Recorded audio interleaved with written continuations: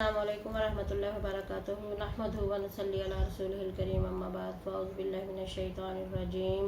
بسم اللہ الرحمن الرحیم رب زدنی علما رب اشرح لی صدری ویسر لی امری واحلل عقدۃ من لسانی یفقہوا قولی اللہم صلی علی محمد وعلی آلہ واصحابہ وبارک وسلم وصلی علیہ۔ ہم تحویل قبلہ کی یاد پڑھتے آ رہے ہیں اور آج چلیں جی سے آگے شروع کریں۔ ہم نے 145 آیات پڑھ لی ہیں سورہ بقرہ کی۔ اعوذ باللہ من الشیطان الرجیم بسم اللہ الرحمن الرحیم الذین آتیناہم الکتاب یعرفونہ کما یعرفون ابناءہم وَإِنَّ فَرِيقًا مِّنْهُمْ لَيَكْتُمُونَ الْحَقَّ وَهُمْ يَعْلَمُونَ الْحَقُّ مِنْ رَبِّكَ فَلَا تَكُونَنَّ مِنَ الْمُمْتَرِينَ صدق اللہ العظیم۔ ماشاءاللہ، جزاک اللہ، سبحان اللہ۔ الذین، اور جنہیں آتیناہم الکتاب، ہم نے دی کتاب، یعرفونہ، وہ اسے پہچانتے ہیں، کما، جیسے کہ، یعرفون، وہ پہچانتے ہیں، ابناءہم، اپنے بیٹوں کو۔ اس حصے میں قرآن پاک کی اس آیت کے حصے میں اللہ تعالیٰ نے فرما دیا ہے کہ یہ جو یہود و نصارہ ہیں، یہ قرآن حکم تحویل کعبہ کو، نبی پاک صلی اللہ علیہ وآلہ وسلم کو، قرآن پاک کو یہ ایسے ہی پہچانتے ہیں جیسے کہ یہ اپنے بیٹوں کو پہچانتے ہیں۔ اور دیکھیں، جب انسان اپنی اولاد کو جہاں کہیں بھی ہو، چاہے لاکھوں کا مجمع ہو، تو اپنی اولاد کو انسان پہچان لیتا ہے۔ تو اللہ تعالیٰ نے انسان کی اس صفت کی وجہ سے کہ انسان جہاں کہیں بھی ہو اپنی اولاد کو، اپنے بیٹوں کو پہچانتا ہے، تو یہود اور نصارہ کو کہا، ان کی یہ بات بتائی کہ یہ اس حکم کو اور قرآن مجید کو اور نبی پاک صلی اللہ علیہ وسلم آخر الزماں کو یہ ایسے ہی پہچانتے ہیں، لیکن ان میں سے ایک فریق ہے، وَإِنَّ، اور بے شک، فریق منہم، ایک گروہ ان میں سے، لا یکتمون الحق، وہ چھپاتے ہیں حق، وہم، اور وہ حالانکہ، یعلمون، وہ جانتے ہیں کہ بے شک ان میں سے یہ سب جو ہیں اس بات کو جانتے ہیں، لیکن ایک فریق جو ہے ان میں سے اہل کتاب میں سے، کہ انہوں نے آپ صلی اللہ علیہ وسلم کو بھی پہچانا کہ آپ آخری نبی ہیں، کیونکہ آسمانی کتابوں میں بتایا جا چکا تھا، توراۃ اور انجیل میں، اور حکم کعبہ کا بھی بتایا جا چکا تھا کہ تحویل قبلہ ہوگا، اور نبی آخر زمان صلی اللہ علیہ وآلہ وسلم جو ہیں وہ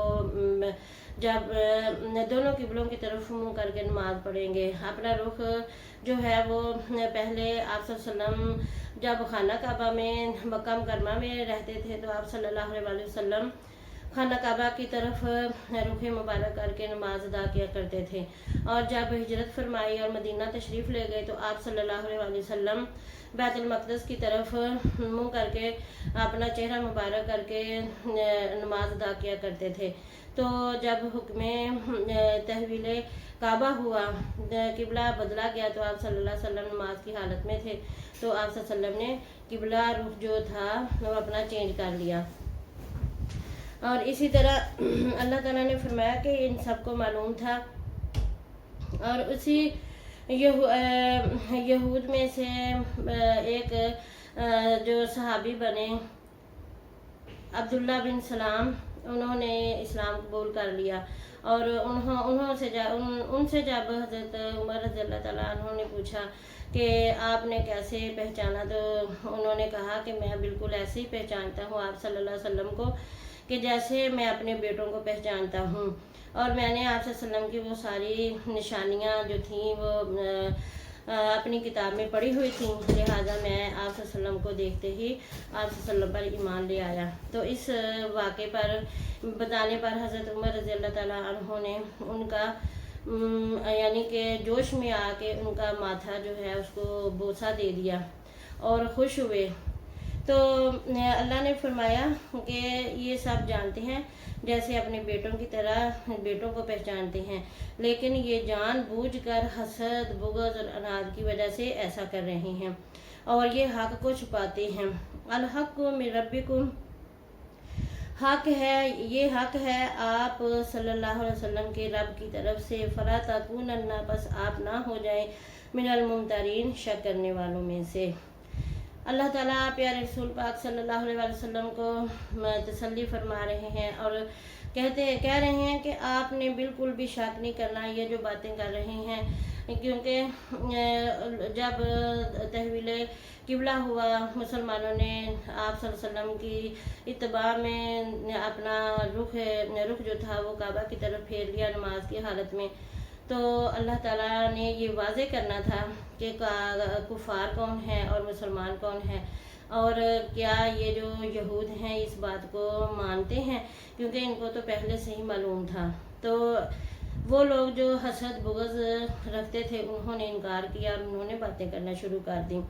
تو آپ صلی اللہ علیہ وسلم کو اللہ تعالیٰ نے فرمایا کہ آپ نے ان کی باتوں میں آ کے بالکل بھی اپنے ذہن میں یا دل میں کوئی ایسی بات نہیں لانی اور کوئی شک نہیں کرنا، کیونکہ انہیں تو ضد ہے، حسد ہے، بغض ہے کہ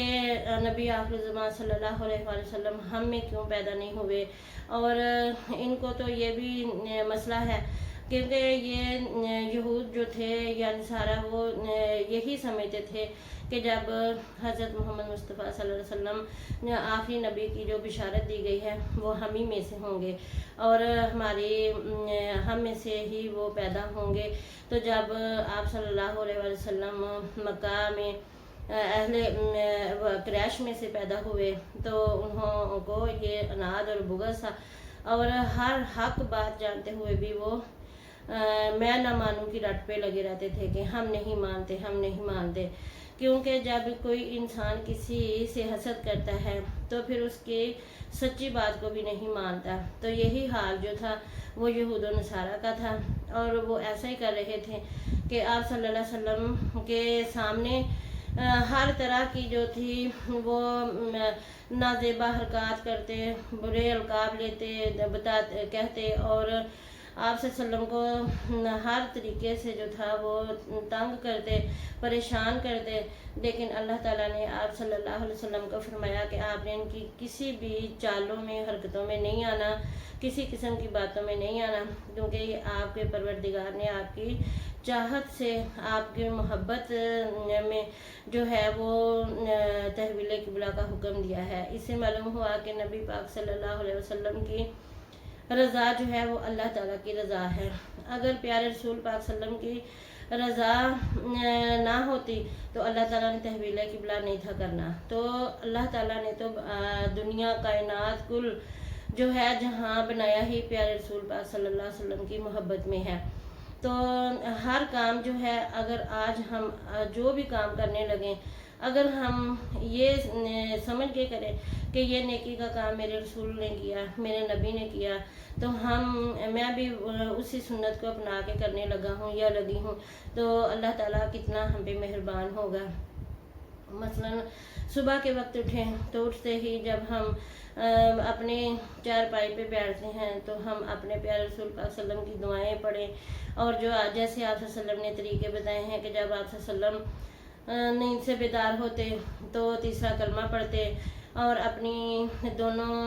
چشم مبارک کو ہاتھ پھیرتے اور سورۃ قل ھو اللہ پڑھتے اور کچھ دیر کے لیے اپنے بستر پہ بیٹھے رہتے اور پھر اترتے۔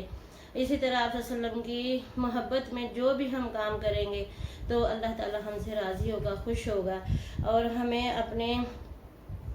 دین میں لوگوں کے پیچھے لگ کے مختلف شک و شبہات بالکل نہیں لینے چاہیے۔ اگر کوئی بات کرے بھی تو ہمیں اپنے رسول کریم صلی اللہ علیہ وسلم کی حیات طیبہ سے رہنمائی لینی چاہیے، قرآن سے رہنمائی لینی چاہیے۔ صدق اللہ العظیم، صدقنا رسولہ الکریم۔ اللہم صلی علی محمد وعلی آلہ واصحابہ وبارک وسلم۔ سبحانک اللہم نشہد ان لا الہ الا انت استغفرک واتوب الیک۔